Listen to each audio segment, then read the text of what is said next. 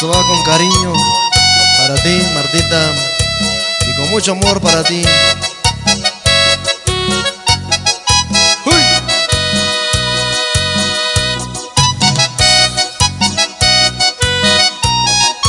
Para ustedes, somos la creación.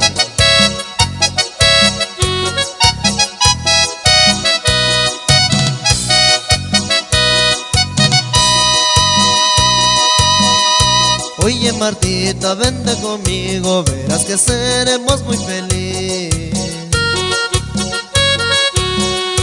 Tú me quisiste, yo te quise y ahora vamos a compartir. Me acuerdo el día cuando tú fuiste a dar una vuelta conmigo.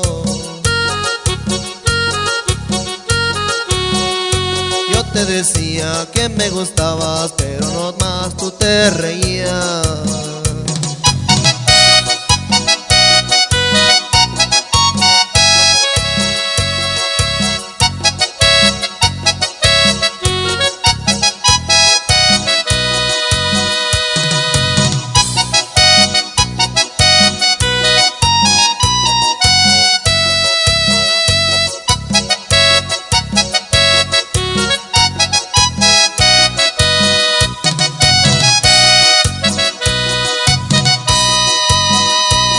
Me decías no se podía porque tú ya tenías un amor,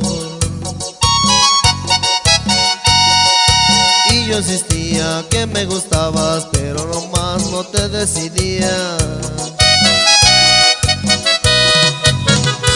Vamos Martita, vámonos ya, vamos a ser felices. Aunque tus padres ellos se enojen, ni modos, así son las cosas. El saludo es a la comunidad de Guerrero Grande de Tlauca. Para ustedes, dice. Y cómo no, pues, saludo especial por ahí también a la comunidad de Benito Juárez, de Tlauca. Ahí para mi amigo Patricio y su órgano a la vuelta. Para ti también, compa. Ay, Martita, ¿por qué te haces mucho de rogar? Si tú bien sabes que lo que digo solo es la verdad. No te preocupes de tus padres, ellos nos han de entender. Ellos también alguna vez pasaron estos tristes momentos.